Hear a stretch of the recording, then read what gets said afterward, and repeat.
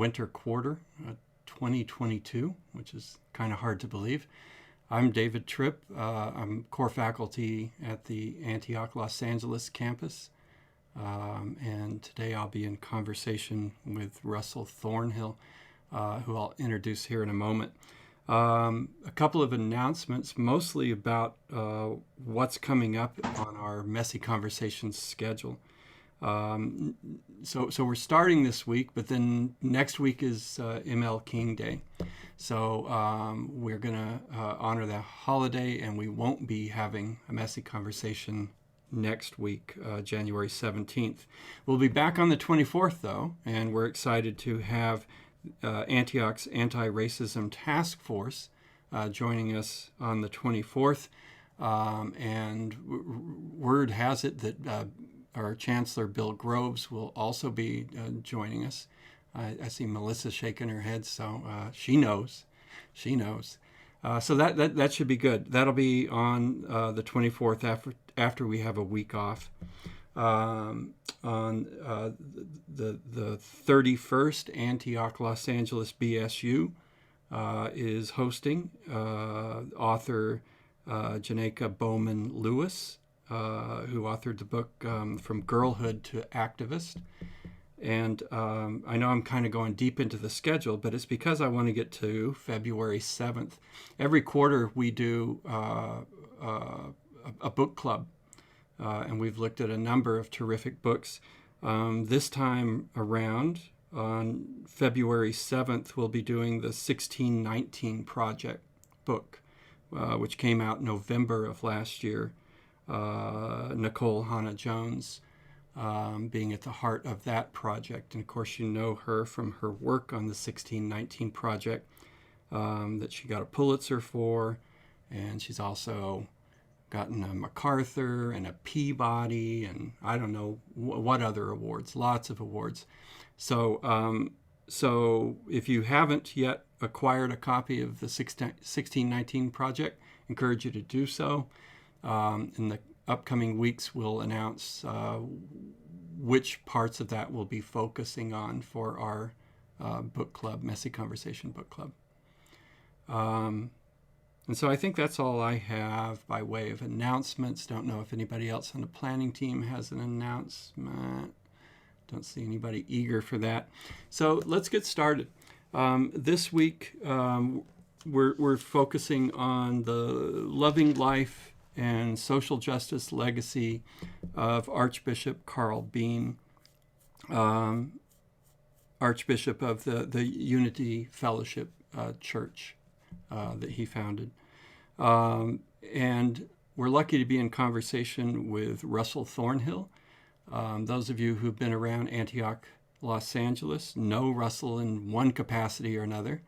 He's been a student at Antioch, earned his master's degree in organizational management at AULA, went on to earn a second master's degree in religious studies out at Claremont School of Theology.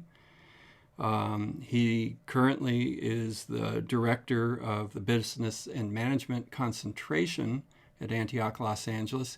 And because he doesn't have enough to do, he's also a pastor and co-director of the Bridge program, which we've highlighted here at Messy Conversations.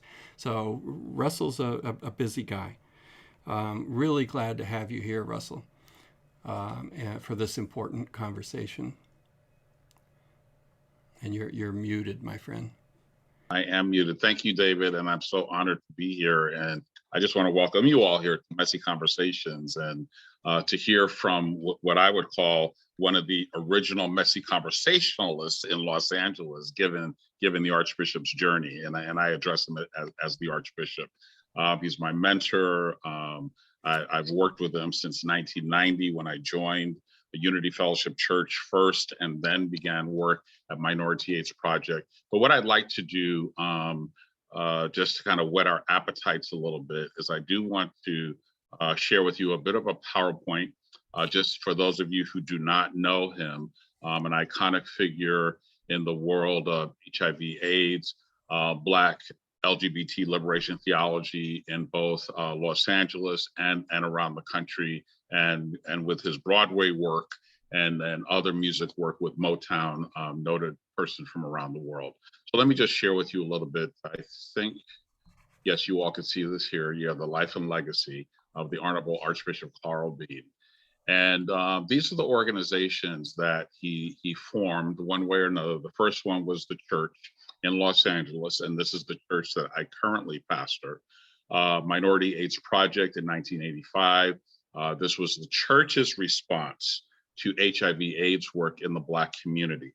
The work actually started earlier than 1985, but it was incorporated. We have the incorporation papers in 1985.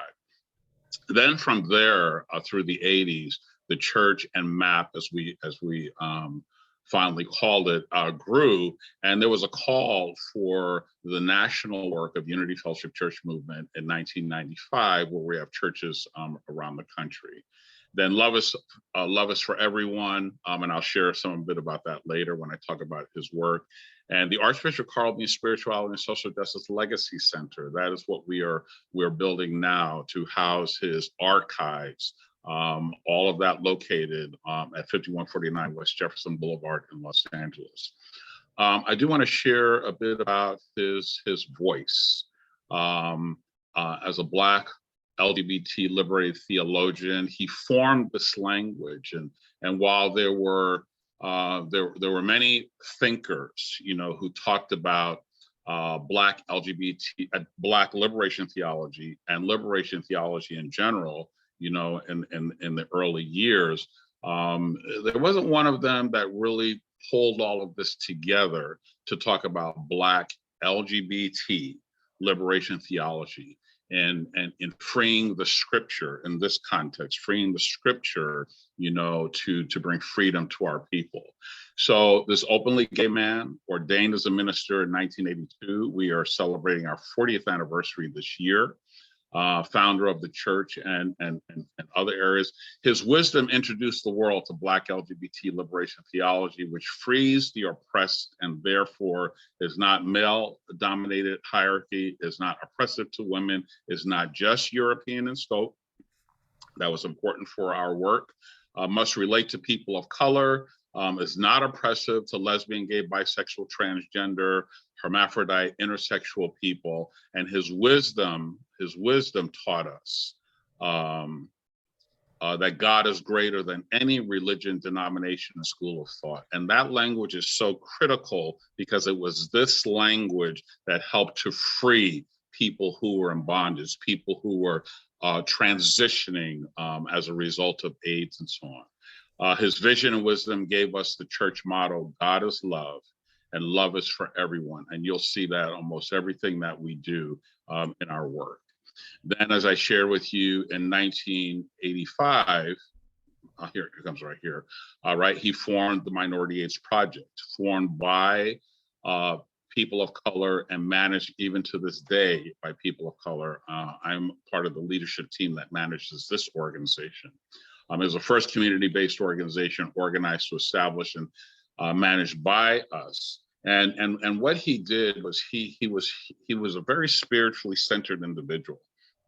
And I remember sitting in a worship service in 1990, and it was on one of those spiritual journeys where he was helping people who are making transition be comfortable with who they are, when he coined the phrase AIDS, abide inside their Savior. Imagine what that means to somebody who was dying of AIDS and didn't quite understand what their relationship would be with their Creator and a life beyond. And he freed people by sharing this in the many different ways that he did. Just a powerful voice in community. Let me go down here. His legacy, I'm going through some of these slides quickly because I do want to get to the conversation with David, but his legacy is a legacy of activism. So he's worked with people around the world. Dr. Dorothy Height acknowledged him, the NAACP acknowledged him, SCLC acknowledged his work. And and let me see, and then continues to grow. C. Edward Koop, he worked with C. Edward Koop in the early days of the AIDS pandemic. And then I want to go down to, then some of you may or may not be, I want to invite you to read his book, I Was Born This Way. And I Was Born This Way came as a result of his Motown period, when he actually sang the song, I Was Born This Way. This was, of course, decades before the current Born This Way piece came out by another artist. But his anthem freed people around the world to recognize that I am happy, carefree. These are the words from the song. I'm happy, carefree. I'm gay because I was born this way. And how many people were freed because of that? Even, let me tell you this, I was driving down the street in New York with my sister, heterosexual woman, and she said, oh my God, that was your pastor? We used to sing that, because it came on the radio. This is just last year. It came on the radio and we were having that kind of conversation. It just freed people to know that you can live and move and work in the world as you are, and proclaim your liberation in the world just as you are. This is a personal piece for me out of my own archives. These were the last pictures that he and I put together. We were in the middle of a documentary shoot, and so the folks who were doing this, they took our pictures together. His legacy that he leaves is that we instituted the Archbishop Carl Bean Square. That's at the corner of where our church is at Jefferson and Sycamore. And this is the councilmen and leadership from our church that made this happen on that corner. And now when we have events, I'm real good with calling up the city and say, okay, we got to close down the street corner at Jefferson and Carl Bean Square so we can have an event on the street and honoring whatever the pieces that we were doing. And in terms of his legacy as we go forward, this year we are celebrating our 40th anniversary. MAP continues to grow and build in community. And one of the things he always said to me is that he would always say to me that, Russ, the community, what's happening in community is going to tell you what your work would be. And he knew when I started undergraduate studies at Antioch, and I would come back, because I shared with him because we were together all the time. And he said, Russ, my work was in HIV and AIDS back in the 80s. He said, your work is going to be in what you do in academia. And he followed me all the way through. And I remember bringing him my the diploma when I completed my undergraduate studies. And he said, see, this says nonprofit on it. It says nonprofit. So you're going to do work in nonprofit. So he was very excited about that happening. Today, our work now is in the work that we do with COVID. Okay, with COVID vaccine, COVID education, and so on. That's the piece that you see here. But anyway, this profound voice was powerful mentor for me. We were together walking hand in hand over the last 20 years of his life, right up until his passing last year. And so I'm honored to bring his voice into this room. I'm honored to bring his voice in community and work with my other colleagues around the country as we continue to lift up his voice and his work. And he always knew that the work was bigger than him. He would always say that to me, Russ, the work is bigger than me. It's not about you. It's about the people that you serve. So today, when I look at the work that I'm doing, it's about serving people in my classroom. I'm very conscious of the people that I'm serving and the backgrounds that they come from and how I can help them through. But that's the consciousness that I have as a result of my work with him. Is that when we say everyone, that means all people. That means folks who come into my classroom who have struggles and challenges and extreme challenges. Doesn't matter whether you're in Bridge or whether you're in my undergraduate program. It doesn't matter. It is embracing people in the spirit of love in the work that we do. So I will just share with you all. My classroom is my pulpit, and I present myself in a way that embraces everyone in my classroom, because they are going through challenges, and that's coming to me because of the teaching and the nurturing that I've received from my mentor. So anyway, I'm going to stop right there, because I know David may have some questions and wants to engage in conversation, and then we'll open it up to everyone else's questions. Again, it's good to see everybody here. Thank you so much, Russell. First, something I forgot to mention earlier is if you have questions or comments that you want to be part of this, put them in the chat, and Sarah Beth is going to be looking those over, and in a few minutes we'll call on you to bring your voice, your comments, your questions into the conversation. So please utilize the chat for that. And thank you, Russell. This idea came from you made a presentation in an all faculty meeting, a little bit longer presentation, not long after the ceremony. Yes. For Archbishop Bean's life after he died.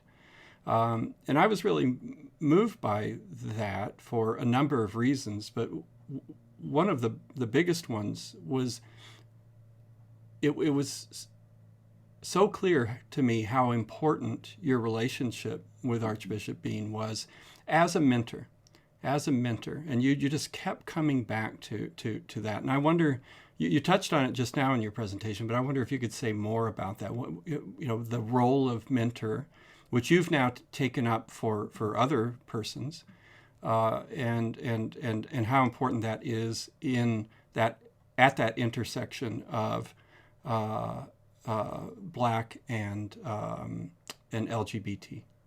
Yeah, I use myself as an example. When I came to the work in January of 1990, I had come out of the 80s, literally coming out of the 80s, from a broken marriage, 4 children.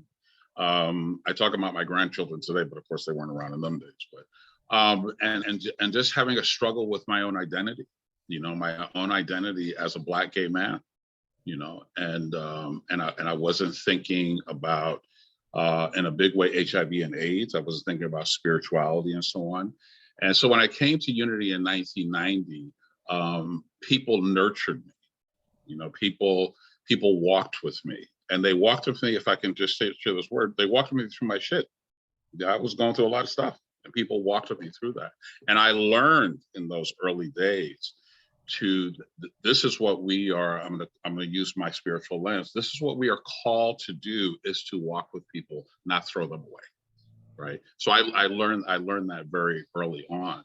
So as I became a buddy and working one-on-one with my brothers in those days, I learned how to walk with people and walk with them in their shoes. And the mentoring came in those early days for people who were guiding me.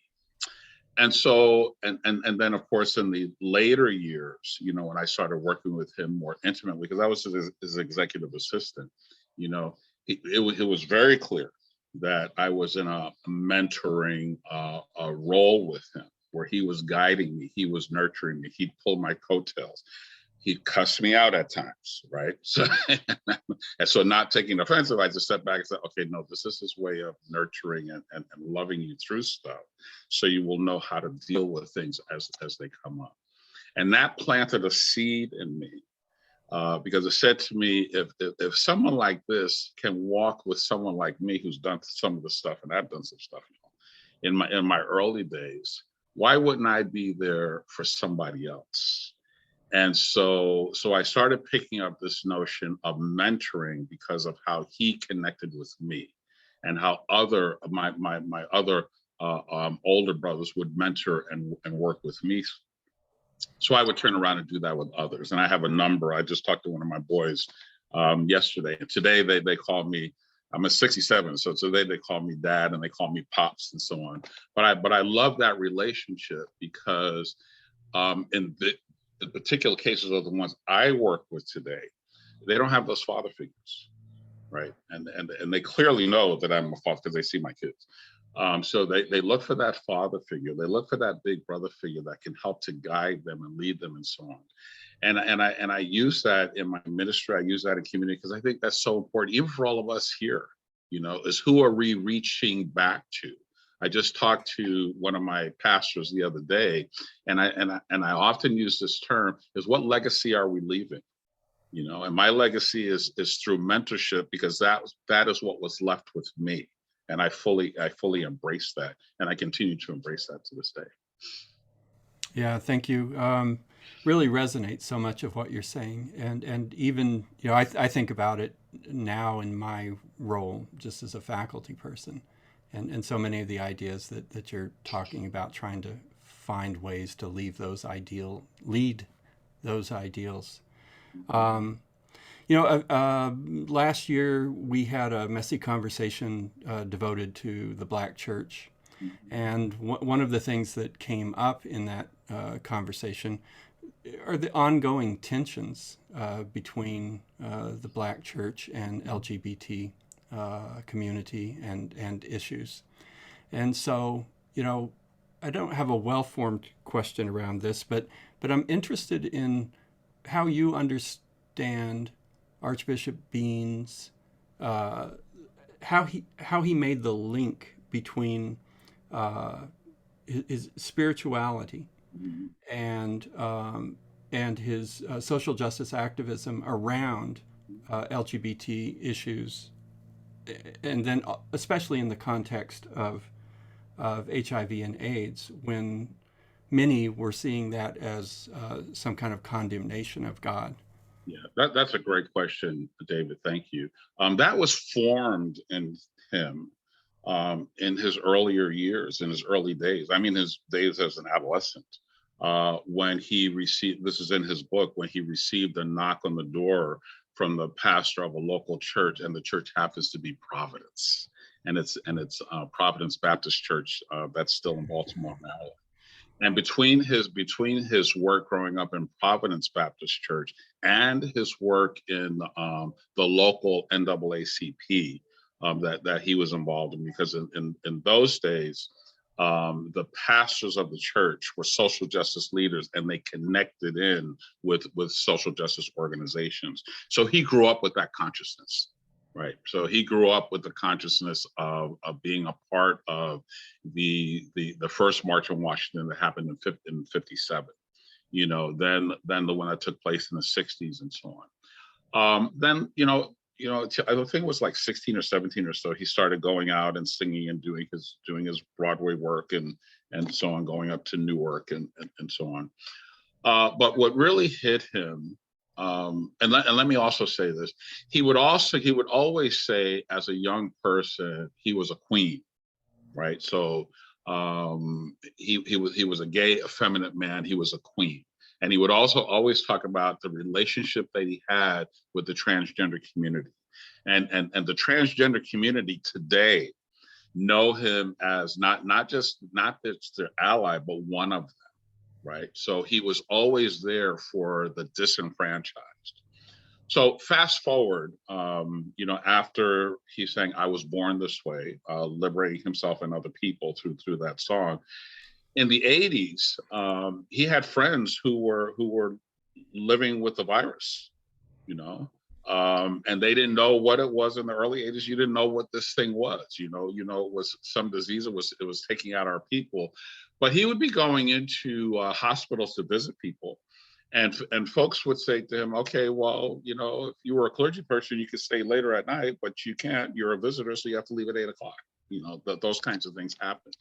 And he first wanted to be there for his friends and people that he knew that were in hospitals and not being serviced and dying.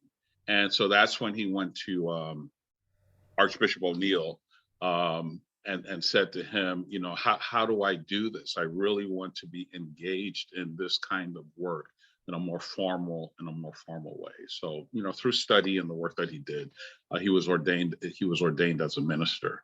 But he always came from the point of view is to be there for the have-nots and be there for those who were thrown away, because that's how Jesus showed up for him. So he wanted to show up that way for other people. So this was something, this was a seed that was already in there, and it was just nurtured by the circumstances of the day. And as it relates to working with the church, he had this innate sense that God was bigger than the church, and the work of Jesus Christ in the world is bigger than a building, right? So through his liberation of Scripture with us, he was able to take his consciousness of work in the community and working in the church to a whole other level.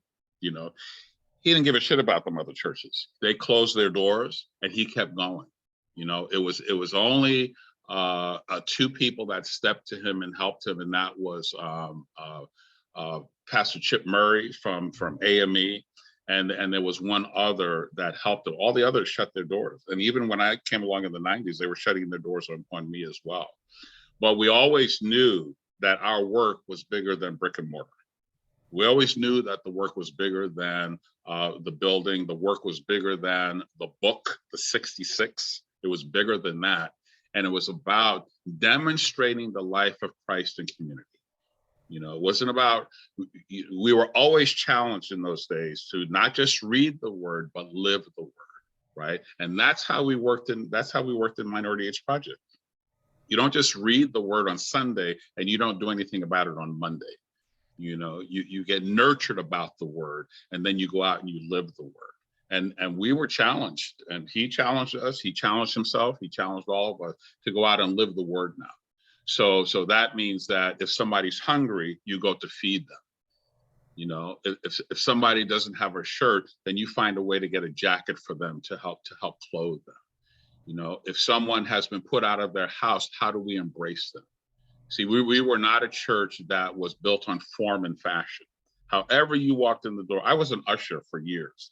And one of my ushers, who was a very close friend of mine, was an alcoholic, right? But he ushered on Sunday, he showed up in the church, and he was embraced. We knew what was going on in his life, but he was embraced. And that's how people felt when they came to that church. They were not just coming to a church. They were coming to a lived community experience where you live and you Christ is alive in you and in the work that you're doing, so you can go out and be who you are out in the world. I want to try to squeeze one more question for you, and thank you for letting me just pepper you with questions. But, it's interesting. You talk about Archbishop Bean. I always have to pause because when I knew him, he was Reverend Bean. So I got to pause and hold on now. He got promotion, Archbishop Bean. And how you said that seed was in him because of his exposure to, Black Liberation Theology and Black churches with a strong bent towards social justice. And then that was activated in a particular way through relationships, and then around people with HIV and AIDS, and how that unfolded for him. And I hear so many stories similar to that. My own story in terms of my AIDS activism back in the 80s also, was activated by relationships. It was people that I had relationships with that were getting sick, and it called for some sort of a response. And AIDS, it seems to me, was an interesting moment. You also said that you talked about just the larger circumstances, and it's a crossroads, it seemed to me, between these larger circumstances. Around government policy, medical care, Reagan, who couldn't acknowledge AIDS for the longest time, and then that deeply personal. I talk to my students sometimes about, that there's going to be moments in your life where you get to make a decision about what side of history you're going to be on. And to value those, to cherish those, and to show up for them. and then the way that that intersects with the individual and the personal. And it seems like that was also the case for you. My question is, so in my early work with the All Saints AIDS Services Center, when we founded that, we had people of color who attended. And so some people might say, well, so then why did we need a minority AIDS project? There were already, there were large AIDS organizations that were welcoming, and so could you speak specifically to how Archbishop Bean saw the importance of an organization devoted specifically to minority AIDS? Yeah, in the early days, simply, David, is that he did not feel, and he's witnessed it, that people were coming to South LA to deal with AIDS in South Los Angeles, amongst women, amongst our young adults at the time, amongst gay men. Again, in those days, you say you're gay, you're being put out of the church. Those messages are being preached. And so he did some training up in West Hollywood. But after one of his trainings, he said to the trainer, because in those days they wanted you to work in the community where you were being trained. That's how it was in those days, right? But he said to them, I need to go back to South LA. I need to work there. And people said to him, on his faith journey, people were saying to him, you can't open a church, a Black LGBT church in South LA and have it work. It will not work. They won't allow you to have it happen, right? And he looked at him and said, I'm not going to do my work in the white community. And he did not. His word, the area where we are located right now at the corner of Jefferson and Sycamore, we've been there since the 80s. And he showed the community that no, when you stand for who you are and stand on your beliefs, the world is going to step to you because you are going to stand where you are with this. And in those early days, when people started to come for him, and they did, there's many stories of this, but there's one in particular. When people in outside of the community were coming for him, and he had to go before the supervisor's office and all this sort of thing, the people that came to his support because they understood were the Black mothers in community, right? The Black mothers who were leading in social justice work in those days came up to the supervisors, to those supervisors forums, and said, no, this is our man. They coined the phrase. I sat with one time. They said, they coined the phrase, this is our AIDS man. We don't know who you are, white people and folks coming into community, but this is the man that's caring for our children. He's caring for our young boys. He's burying them. I can't tell you how many people we buried because the other churches would not do that, right? So he stood his ground, and he said to it, right, you all, right to his dying day, last July and June when I was up there. He said, you all make sure you keep those properties, right? Because we own the properties where we are, to continue to do the work that we're doing. And the point he was making is that we are called to this. And don't let anybody run you away from this. So I am very strong in my feelings and beliefs. All of us are in our work there, because we know how we were planted. It was planted in love. It was planted by the power and the presence of the Holy Spirit, right? And so that guided us through everything that we did, and we lived that to this day. So it was really saying, to hell with the establishment. This is what's needed. The Black church is not doing it. This is what's needed. We're not going to run to the white community. This is what's needed here. And since then, people have come around. They've gotten education, and they've shifted in their thinking for a variety of reasons. And so now you hear more church communities. There's still the issue. One of the people that I worked with back in the 90s, this heterosexual brother, he's still doing work in community right now. And he said, Reverend Russ, I just want to let you know that I don't agree with the homosexual lifestyle. That's the kind of words that they use. So I'm fine with that. So I don't agree with that. But what I do agree with is the importance of working for our Black community and educating people around HIV and AIDS. So I had to come to a place where, okay, I'm not going to argue with you about homosexuality in the Bible, but if we can come to a common ground, our people are dying.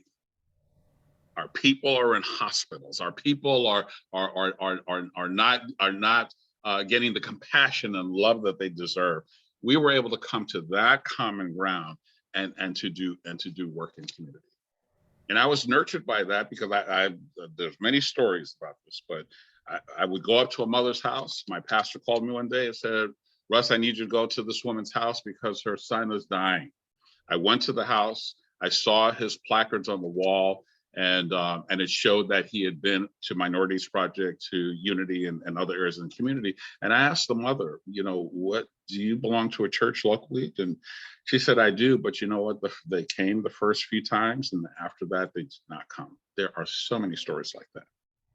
So now we are shifting, but those are the kinds of things that nurtured us to be where we are and to do the work that we are doing, and to be open to absolutely everyone. And I know that in my work of being nurtured by him, that I let everybody know that I'm a Black gay preacher, and I'm here to do the work of Jesus Christ in community. It has to come to life. It can't just be what's in the book. It's got to come to life in the work that I do. So it shows up. Yes, it shows up in my bridge classroom. It shows up in my undergraduate studies classrooms. It shows up wherever I am, because that's how Christ showed up. Thank you, Russell. Sarah Beth, I'm not seeing any questions. Am I missing something? No, I don't see any either, but I have some. I love this idea that you just shared of I'm not going to argue with you over a point, but I'm going to find a common ground. And I wonder how that plays out in classroom for you with all of these mentoring strategies that you've picked up, and how it does relate to our work here on campus with the anti-racist efforts that we're making, but also just the reality that not everybody's coming to the table to talk. Yeah. And the challenges there. Yeah. So I recognize that all of my students come from various backgrounds. I understand that piece. And I start my class, of course I go through all the syllabus stuff, but I also share with them some important elements around respect that need to show up in the classroom. And I will say to them that you'll have people come. I'm doing when I did multicultural class last summer, and I let people know right up front, you're going to have people come in with diverse opinions, and it's about honoring and respecting them, right? And I share that right from the first day. And then as it needs to appear, I share it as we go along. I do the same thing in the bridge classroom. One year, we had a problem with a gay man and a heterosexual man in the bridge classroom. And I talked to my co-director, Catherine was a co-director, and I said, Catherine, how are we talking about these issues in the interviewing process? How are we bringing this up? And we were not. And I said, no, if we're bringing people from that many different walks of life, with 30 folks in the room from all these different walks of life, we need to say it. So we actually brought language in there. The next year we wrote language to say, we want to let you know who are your classmates.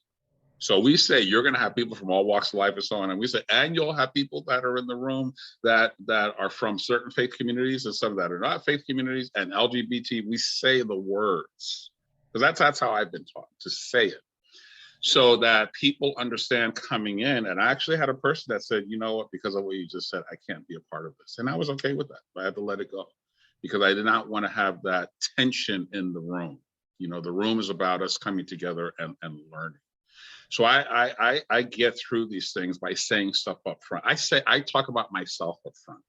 I say to students that I know students have learning challenges, so I say to them right up front, I said, I'm dyslexic. I said, but that's why I use the writing center.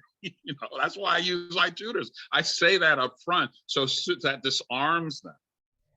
I'm not a perfect person, but I know where my passion lies with what I'm doing, and I need to let them know, I'm a human being. So I tell people things up front so they feel comfortable with saying, oh, I need help. Can I talk to you about this? I need help with this. So now when I say go to the writing center, I say go to the writing center because I'm in an EDD program and I use the writing center. So I share things with them up front about things like that. Thank you. That's very helpful. I'm also curious about the ways in which you have seen your religious/spiritual experience shift and change that helps your teaching, if you would. Yeah, I think the word that I would use there is compassion. Is that people come to the learning community from many different backgrounds, and it's just having compassion for where they are. That's how I am in community with the people that I serve. It's just come with compassion, be prepared to listen. Where are they? What are their needs? The one that you think might be the most articulate person probably has some deep-seated stuff in there, somewhere. So it's just being prepared for that. And I think the word that I would use and how I present is compassion. That's the word that comes from me. I see LaKoya has a piece in here, and yes, after the presentation last fall, she talked to me about working on an ISP. Actually, David talked to me about doing a workshop maybe next year, but yeah, I did work on an ISP, and I actually have a student now, LaKoya, you'll be happy to hear this. I have a student that's interested in doing an ISP with me in the spring. Right. So, because she's interested in talking about, this particular student's interested in talking about women in clergy in the church and that sort of thing. Right. And he was huge. Archbishop was big on this, big on lifting up women and elevating them in the church, because again, we go in those settings when they say, oh, you're a woman, you'd have to stand down on the floor, not come into the pulpit with the men. Right. So he taught us different things about how to approach that. So he was big around elevating and lifting up women. So when the student came to me and LaKoya talked to me about working on this ISP, I was very glad to work on this, probably just about there. But she's talking about how women work in the church. And I'm thinking, well, I got something for you. Yeah, I thought that was just good to mention, Russell, just as an advertisement for that opportunity, because you've talked a lot about sort of Bean extending his work into the world outside of the pulpit. And I think this is a really great opportunity for students to learn, like, you're getting introduced to some of these ideas at Antioch, but then to go study, what it means to be in the world. You have this opportunity to go study someone who really did work actively in the world. Yeah, and thank you so much for saying that. He left his, he has an expansive library. I mean, it's expansive. And one of the visions that he's always shared is that I'm bringing all this together because I want people to have a place where they can come and be able to explore all of these different voices, right? So as we speak right now, we are building a learning center that's going to come with a library and a number of pieces, audio, video center, all of these kinds of things in the location where we are, so that people who want to study our work and study him and study LGBT liberation theology and so on have a place to come.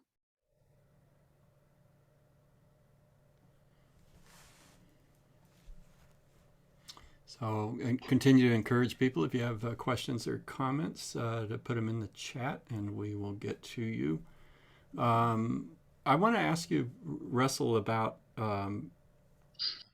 you've used this phrase a number of times, LGBT liberation theology. So usually when we think about liberation theology, right, we think about Latin American which was very class and Correct. capital Correct. critique based. And we think about feminist, which Yep. was very important. And we think about Black. Right. And so, it's interesting. You can read pretty much all the Black liberation theology you want to. You're not going to see discussions of LGBT issues too often in that. So, yeah, could you say anything about that bridge, either for yourself in your own study, or for Archbishop Bean, to get into what you're calling LGBT liberation theology? Yeah, he was a student, and it's actually, and I actually have to put before that Black LGBT, because MCC did a lot of work around this as well, but that was predominantly white community. He was a student of Thurman, and I love reading Thurman's work. He was a student of Cone, and when I went to seminary, and I didn't quite pull this entire package together until I went to seminary, and I did not see myself. And Claremont is a fairly progressive school, for United Methodist, but I did not see myself as a Black person and as a gay man in that seminary. I didn't see that. And when I first received the book, it's sitting over here on my bookshelf somewhere, my first semester at Claremont, and we received the book. The text was Christian leaders, right, from the beginning of time. So you have Paul, you have all of them in there, right? So I went through the book, and I did not see the founder of the AME Church in that book of Christian leaders. And at that point, I came back to the class the next week, and I had to own my own scholarship. And I said to the professor, a great, wonderful person, I said, but I don't see myself in any of this. So everything I write in this seminary is going to be about Black, gay, LGBT, and so on and so on. And I went back and I talked to Archbishop about that, and we joked about that. And that's when I said, Archbishop, you framed the language, Black LGBT liberation theology. I said, I've read Cone's work, and I've read Thurman and all the other ones, even Dr. King's work, but people did not talk about, they talked about the Black church, they talked about Black liberation, just as you framed it. But to pull all of that together in the LGBT community, he's the one that did that. He's the one. I asked him one time, I said, why do you, if the scriptures, the 66 were so oppressive to us, women, to LGBT, et cetera, he said, because I used the scripture to free people. I used that piece that oppressed people to free people. And from that time on, I was wedded to understanding the Bible. From that moment on, this was like about the 1990s, somewhere in the 1990s, he taught me that. So he would use that. He would use those scriptures to free us, to get us to think about theology greater than the book. Think about the journey of the people, that are written about in scripture. He would take us through a lot of teachings and trainings around that. So he would be able to show us through scripture how things may have been misread, how misinterpreted. He would do his deep dive, exegetical, historical, creative study around everything to let us know that, no, that's not what that is saying there. This is what they were saying at the time, right? But how is that relevant to us today? And he would take us down these journeys every Sunday, just freeing us and freeing us through this. So it's interesting. It's one of the tactics that was also used in feminist liberation theology, Mm-hmm. right? So one approach to that is doing just what you described Bean doing, and the exegetical, the biblical scholarship, the reinterpretation, and so on. But another part I know of feminist liberation theology was sort of writing yourself in to where you had been absent, and that involved new rituals, new songs, new all of this. And did Archbishop Bean do something similar in his practice around Black LGBT? Absolutely. At the beginning of our service, for those of you who are, you may or may not be know the worship experience in the Black church, but it's very celebratory as we come in and enter the church. But then there would be a moment at the beginning of service where he would say, and now it's affirmation time. And release everything from your mind, your hands, let go of everything, and affirm the love of God within you. He would take us through about a 3 or 4 minute affirmation message. It was not scripturally based, although God language showed up in there, but it was affirming the uniqueness of Christ in each individual in the room. That you are special from the crown of your head to the soles of your feet. That you are made in the image and likeness of the Creator. Imagine a transgender person sitting there hearing this for themselves. I, transgender male, female, am created in the image and likeness of the Creator. It's taking that scriptural passage that says in Psalms 189 that I wove you and covered you in your mother's womb. You are uniquely and wonderfully made. There's a passage that speaks about this, you know, and it's that affirmation piece that he brought to every service that we do to this day. That frees people, that connects them to the power and the presence of the Holy Spirit within them. He did a number of things like that, but that the affirmation was a powerful part of our worship experience. Yeah, beautiful. I don't want to put Elaine on the spot, but I'm going to put you on the spot for a second, Elaine, because in our pre-conversation, you and Russell were talking about how Archbishop Bean visited your Harlem Renaissance class.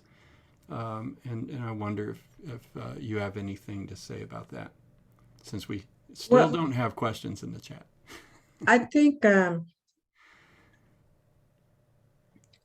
I'm not sure if it was the Renaissance class, but I do remember the fact that whatever the course was, the students felt very open to invite, because we always have such engaging conversation. It might have been the Black church, but I think the impact he had is that he was an individual that recognized the centrality of race.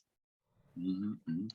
And many times, particularly when the focus is on the Black church, either the church has had to be the advocate for Black folks 17th century. So I think that when we had to deal with so many things in society, and the Black church and the tradition of the church was really central to protecting Black folk. When other issues came up, relative to everything now that Russ was just mentioning, how they're dealing with COVID and other things. When it came to, gay rights, and it came to Black people that certainly have had issues dealing with one another and dealing with issues of race from the other perspective, white folks. When you had a leader that was willing to put himself out there and say that, I'm going to embrace you, you're Black, you're gay, you're transgender, and I'm going to be the advocate for you, and you are welcome there. And I think he had that kind of impact. And so when he came to our class, was invited by a woman who, a student who believed in herself and believed in what Antioch was espousing, that he would be welcome, and she knew he would have an impact, and he certainly did. So I think that's part of his legacy.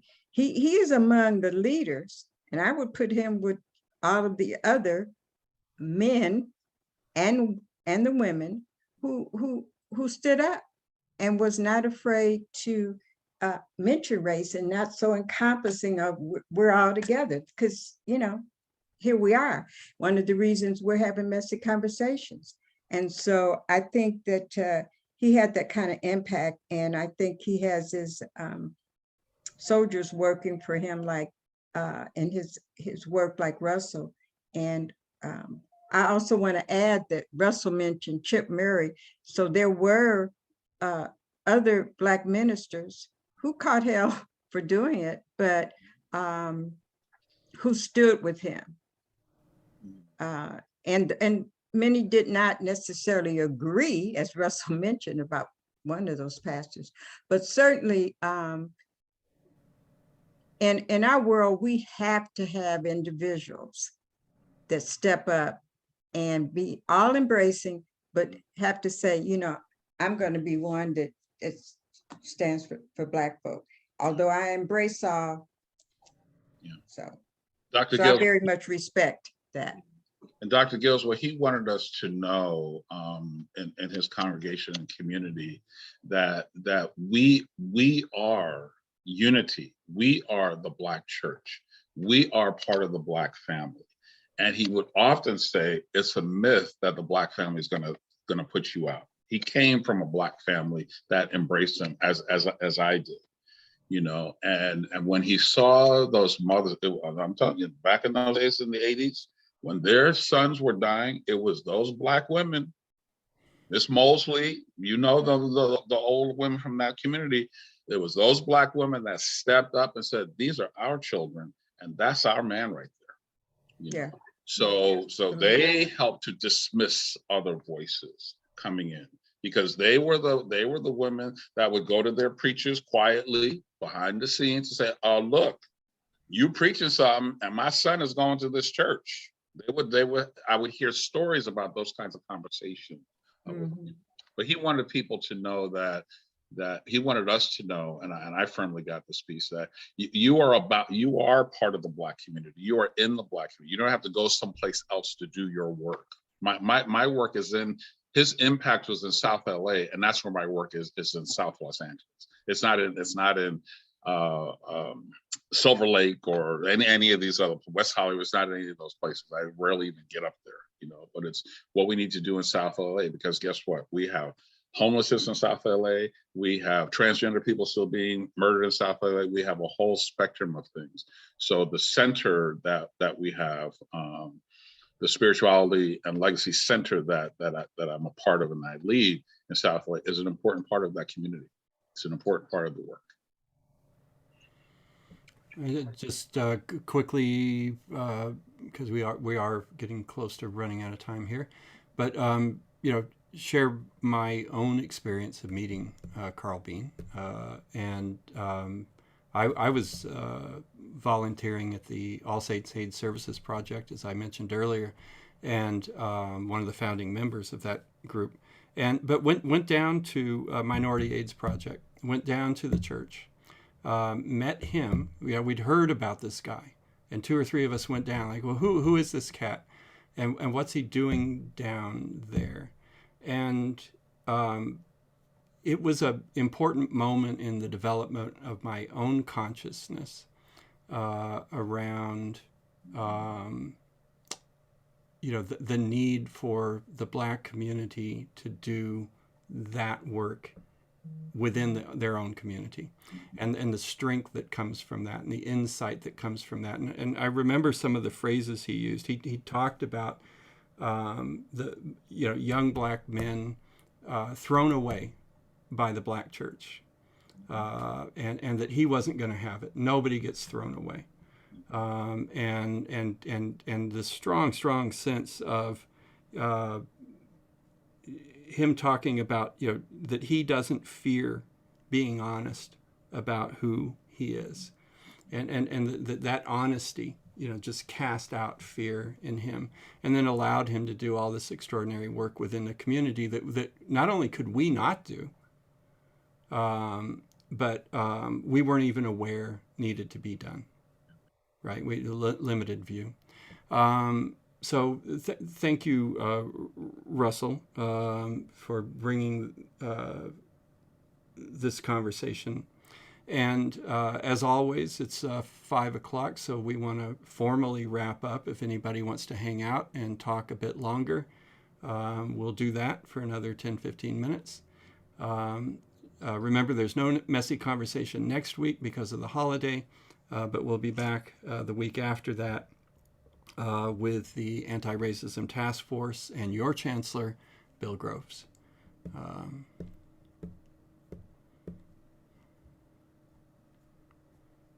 You see you getting some love in the chat, Russ?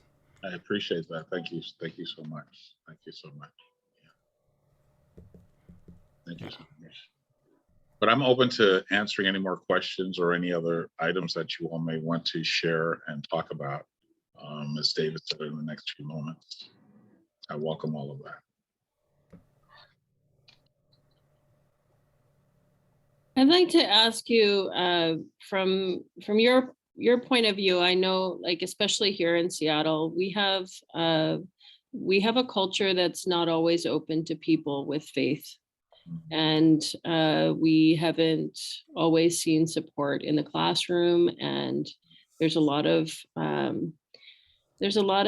negative feelings and thoughts about that, I think, for various reasons, including a lot of people moved here having left their families and a life that's very different than they wanted. But regardless, given all of the things you've said today and always about how important it is to have these relationships and to have direct and honest communication about the challenges of being together, I'm curious, like, how do you see, some of the skills that we need to develop here at Antioch to really support classrooms that include everyone and that really honor the experience, the diverse experience of every person, whether we agree or not. Yeah. Thank you for that. That's a challenging one, because I've certainly thought about it as I sit on the Anti-Racist Task Force and other areas. The only thing I can say to you for me, it is a lived embodiment for me of who Christ is in the world. People say, do you believe in Jesus? I believe in the teachings and how he showed up. And I want to emulate how he showed up, right? So when you read scriptures and talk about he touched this one, that one, and so on and so on, I want to emulate that. But for me, that training ground started when over the past 30 years. This is not something that just happened for me overnight. I've lived it. I've been in the places where people spat at me and threw me out, and the compassionate energy and that love energy had to show up, and I had to learn how to talk to people. I mean, I do radio shows with KGLH, and after a while I said, I'm not coming on your show to debate you anymore. This is who I am, and get over it. And I had to get to those kind of places, but it took years to get to this place. So when I walked into the Bridge classroom, I had already seen those Bridge students on the streets in my community in Los Angeles. That was not new for me. When I walked into my UGS, my undergraduate studies classrooms, and I heard the problems and issues and people, one of my students brought the child to school, and I embraced it. I said, come on, bring the child to school. I need you in classrooms, so bring the child to school. But see, I was raised with that. That's a part of who I am, to embrace that. I had students over during COVID, during Zoom, and apologizing because their students are popping into the screen. I would stop the classroom right there and say, okay, hold on, so-and-so. And I would just call her name, Sarah, bring your son in and introduce him to the classroom. Let us meet your son. Let us meet your daughter, right? So they all felt embraced in the space. But it came about because I grew up with this. I have 4 children. I have grandchildren. I've worked with people in the community. I've seen how people have cast out my brothers and sisters and transgender people. So I've had to change my consciousness on how I view this and recognize that love really is for everyone. That's not just in the church. That's out on the streets. That's in the classroom. That's wherever I am. And it's not something I don't talk about it. It's a part of my DNA. Let me say that. It's a part of my DNA. So it just shows up in that way, for my students. Because I'm very intent in listening to what they're saying and what they're not saying. The unspoken messages when they don't show up on time and they don't bring papers. Something's going on. So let's stop and talk about this. So. I thank you, Russell, and thank you for the question, Sarah Beth. I really like the question a lot. And as you were talking, Russ, I was thinking again about Latin American liberation theology and that idea that's so central there of the preferential option for the poor, option for the poor, which means that the decisions that the church should make should be the perspective of the poor should be the beginning point for that. Right. And then and that resonates with what you're talking about. It's the preferential option for those that are struggling, the preferential option for those on the margins, and then think about that in terms of Antioch as an institution. And I know we're not an institution of faith, but we are an institution of social justice, and there's something in that idea that do we have policies that show the preferential option for those that are struggling, and this when we started Bridge, that's exactly why we started Bridge, was trying to exactly address that issue, and the same thing in our teaching, in our pedagogical practice. Is it what's motivating that? Is the preferential option to be the best scholar, or is it the preferential option that for those most marginalized that inform our teaching? Thank you for sharing that piece. You are. It's not a faith institution. But let me share with you how I approach people that talk about faith in their work, their faith traditions. If you say you believe in something, if you say you believe, how is that thing showing up? And that's how I would challenge in some of those rooms, or in those rooms with spiritual leaders. I would say, we read the same book, and the book says, in as much as you have done it to the least. I'm the least, you're the least, women are the least, the transgender, in as much as you did it unto the least, you've done it unto me. So, I don't need to share that language. It's how am I showing up in it? So when people say I love you, and when people use this pontificate about this wonderful language about we should all be together and all this kind of stuff, well, how is that showing up? And I had to call a leader out on this in our organization last year when they did something in my mind that was just, it was an egregious act. And I ranted on that telephone call. They probably said, we can't wait till you shut up. But I ranted on that call because I said, I'm glad you all are recording this because I want him to hear this, right? But I had to call a leader out because they did something to women, and I was like, I'm not hearing anybody. So no, Russ, you're not hearing anybody say it, but you have to say it. So I stood up in that meeting. I said, hold on a second. Is this what I'm hearing you say this person did to these women? For real?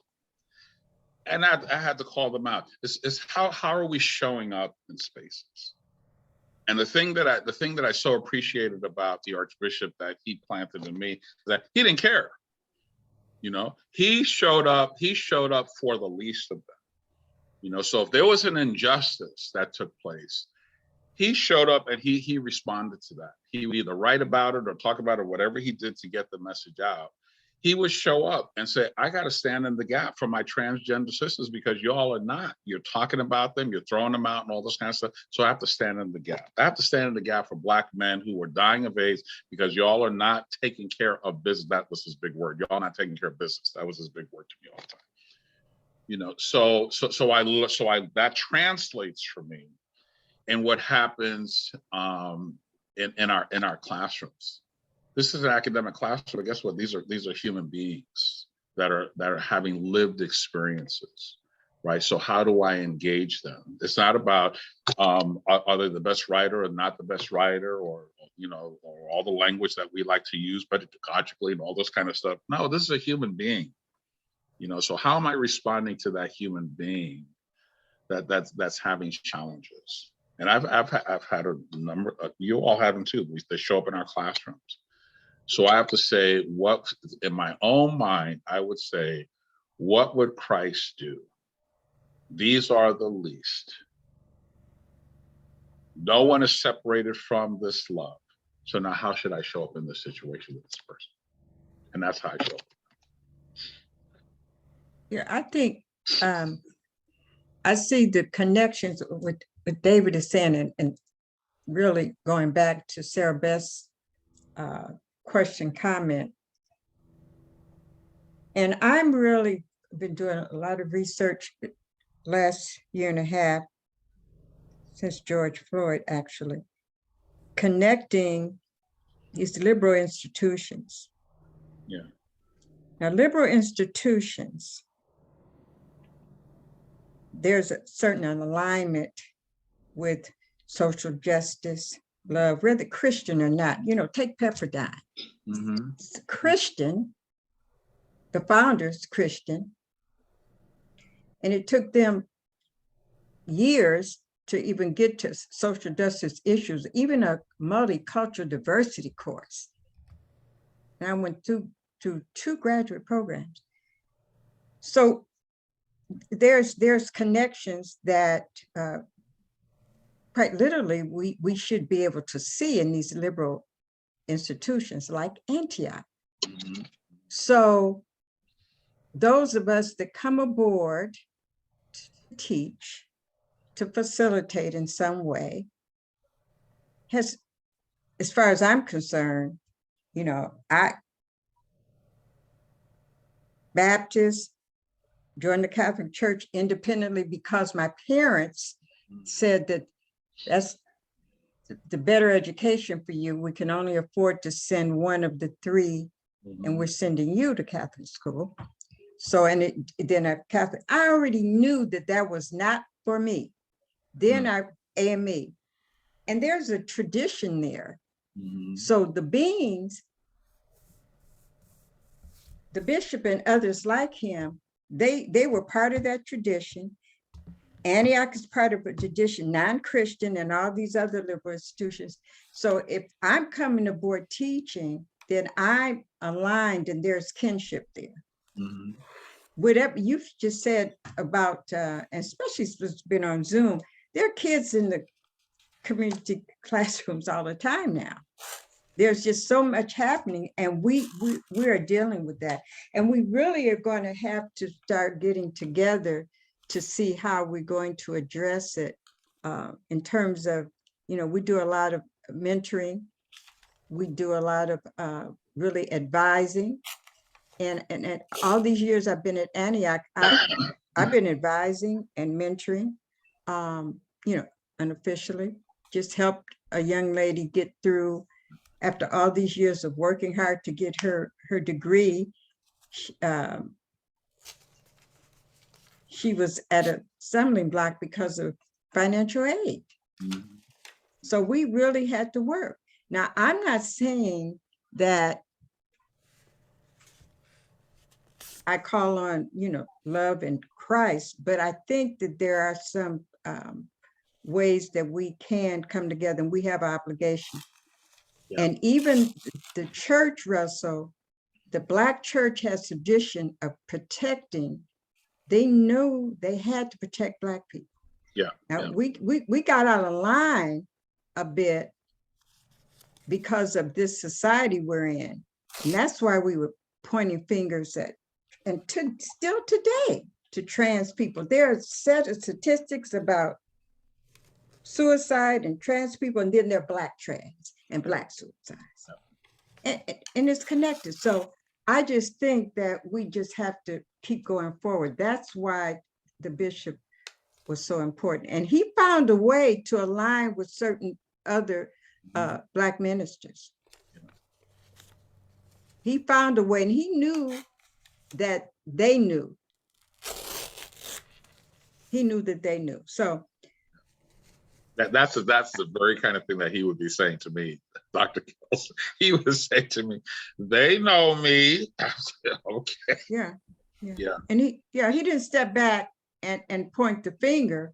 He knew he had to work with them, and he knew the mothers of the church. We all know. Yeah. And we all know also that a lot of times they point at the Black church. I think David and I talked about that one time, because we had a couple of speakers, women, all women. We had a dialogue on Messy Conversation, and they were all women. One from Chip's church. There are just a lot of issues, but the savagery of racism has impacted how we deal with one another, and particularly Black people. So that's why I think he just was a very courageous figure, and very well respected. And hopefully his work can continue. And but I think we all have to take mind of the roles we have in teaching and facilitating. Yeah. At institutions like Antioch, even though sometimes these liberal institutions can be something to deal with, but if we're gonna be here, we have that obligation to work.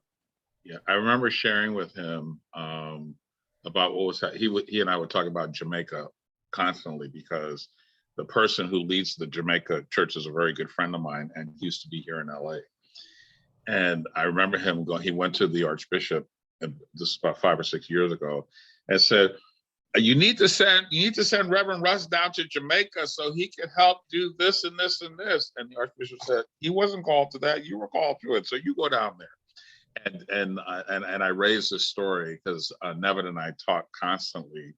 And this was the first year where we were saying, let's see about how we get some of our Jamaica kids into the classroom, And Archbishop would say to me in those days when he was able to talk over the last couple of years, he would say, and that's what we're called to do, and that's when he would constantly say, your work is going to be in academia, when my work, you're going to be engaging people in academia, where my work was in the world of HIV and AIDS. And I'm so glad that we were able to bring those students, and Catherine is still telling me that, how she's connecting with them. Some of them went to Europe because of the issues that were taking place in Jamaica. These were all planned things, But I think I see a question here. I'm not sure if I can read it. Yeah, from Nikki. Nikki, do you want to unmute yourself and ask your question? Yes, it's from Niku. Niku, Hi I'm guys, sorry. how's it I going? apologize. No worries. Thank you. I basically am wondering, Mr. Russell, like how as a leader, were you ever come across those days that you want to change the world and the system is not ready yet to accept it, so you're hitting those points and then they're getting triggered so much with their belief settings or the systems, and then you cannot really guide them to come and see your perspective. It's almost they're stuck, they're resisting the ideas that you're trying to help them to see, or a different new ways. And I want to ask, if you come up with a strategy that you'd be able to basically not hit those points of the ego or the triggering moments, and avoid misunderstanding with them, and get them to see your perspective and get them in your same page, and to be able to change the world together. I know it's a big question. No, I'm thinking about a few. There's I hope you don't mind me doing this, but there's a scripture that comes to mind for me. And it says, stand firm, stand fast in who you are, knowing that Christ will set you free. I walk into places with that consciousness. I don't need to say those words. I walk in with that consciousness that I'm going to stand firm on what I believe. I'm not going to sit here and debate you about whether it's okay for me to be gay or not. Look, I am gay. This is who I am. So, but I'm not here because of that, And in those early days in the 90s, when they asked me to go out, I was being trained and prepared, and they asked me to go out to, the faith coalition meetings and those kinds of things. I had to walk in there standing firm on who I am, who and what I'm all about, and where I come from and what I'm coming to do. And it was about being consistent with what I was doing, right? And he taught me that too, about be consistent with what you're saying and what you're doing and showing up. And people may not hear it the first time, or they may not hear it the second time, but they may get it the third or the fourth time, you know. It was after probably about 3 or 4 of those radio station interviews that I would go on. And the last time I went, I said, we've been here before, and I'm not going to be here to debate you. I'm going to share with you. We're going to talk about our stories. And that shifted their thinking, because one of them even said, he's still on the radio right now. He even said, oh, well, we're not going to debate this. So let's just talk about what's going on here. So I had to show up and be consistent with people, you know, and not allow people to pull me down their rabbit hole, you know, but I had to stand firm as to who I am, what I'm doing, and what I'm saying, right? And then people will eventually, they will either walk away from you because they don't want to deal with it any longer, or they will stay with you, and you'll come to that common ground. That happened with one, Dr. Gills. It was an AME preacher. And he, sure enough, said to me in one of those faith community meetings back in the 90s, Thornhill, I am not with you on this and this and this. That's how we address each other, right? So, and one of the meetings, this was some months later, one of those meetings, he said, Thornhill, you know, I don't agree with this. I don't agree with homosexuality, but I am here to work with you on the issues of HIV and AIDS in the Black church. I said, well, that's why I'm here. So let's go to work, you know. But I had to stand my ground with that. I had to let him know that I'm not cowering, and I'm not going to walk away just because you think you have something that's greater than me. No, the same God that works in you works in me. So that for me, I'm saying more about that here, but I don't say that when I'm in the classroom and out in the world. I just show up in that way. You know, when I go into meetings, and I've been to the meetings from DC to LA City Hall, but I just show up firm about who I am and what I'm all about and what we're here to do. And I don't allow people to take me down a journey that takes us away from the real conversation. Yeah. I'm going to just go ahead, Elaine. I was just wanting to add that really reminds me of some I've read with Cone, and it was probably practiced by the bishop in his interaction with different people in the community, church leaders and others, because not everyone, that cultural humility. Yeah. That was practiced by him, and there's others too. Because even in the civil rights movement, it was very clear with Byron Rustin and others, but there were people around them, and they continuously worked together, and it made an impact. And in Los Angeles, I know for sure that Beam and all the things that he was doing and the people he was working with, so more and more, you know, First AME was the first church that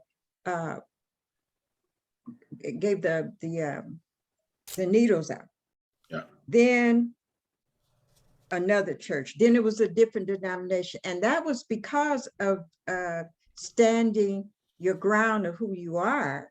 And I think that's what's made the impact. That's what's the difference. But we have a tradition of that, and that's what I hope that in every class that I'm involved in, that I'm able to show that tradition and how it's open to others, and that you move toward change that way. And I think he's had that kind of impact in LA for sure. I wasn't aware of the program in Jamaica and others, but I'm really glad to hear that. But I believe that that's the kind of stand where you are and able to work with others, and maintaining that cultural humility makes the difference. So yeah, he always knew that it was going to be bigger than him. You know, he knew what his work was, And over the last 10 years, when he started stepping back and passing the mantle on, he always knew that there was going to be, I mean, through all of my, I think it was what, 8 years or whatever, the 10 years, whatever it was, during my formal academic journey from BA to 2 masters, he walked with me through all of that. I mean, I would leave a class and go and see him. He would walk with me through all of that. So he knew the journey, and he really got to the point where he said, I see where you're going. And it's going to be different from mine, but it's still going to be out there touching people. He didn't expect that he's going to nurture me to do the same work that he did. That was not even in his consciousness. I'd like to just quickly amplify all of what you're saying, and extend it to the ways in which we can all do these things. Yeah. And it's just a quick story, but it's a story that happened over and over and over and over and over again in my work at the AIDS Services Center. And we had one of our works was support groups for PWAs, persons with AIDS, groups for their lovers, groups for their families, groups for caregivers, right? All these groups. And often families would temporarily relocate to Los Angeles to be with their son, right? They're from Topeka, and their son moved to Los Angeles because he was a young gay guy and was having a hard time in Topeka. And so these families would show up, and they were standoffish for a while, and then they saw what this community was doing, right? They saw how this community was loving one another, how all these, gay identified young people were loving each other and taking care of each other. And there would come a time when they would stand up in the big group. And again, this happened so many times I couldn't tell you. And they'd say, look, I never understood, my son, and this gay thing, and where I come from, this is a sin, and I don't know what to do with it, and I've tried to love him, but I don't know. And then I came here, and I saw how you all love each other. And I still don't understand the rest of it, but I'm changed, right? I'm changed. And when I go home, I'm taking this home with me. Yep. And everybody would just be bawling while they were, telling these stories. And it was just the power of what Russell is situating in Archbishop Bean and in his own work as well. And just, it's wildly powerful when you can live that out rather than just talk it. Yeah. God is love, and everyone deserves love. Yes. Yeah. So we want to wrap this up because you've been very generous with your time, Russell.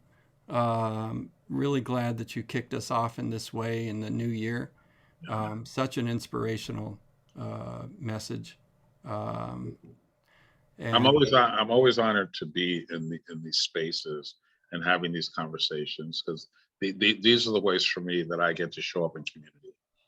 There's many different ways, but these are some of the ways.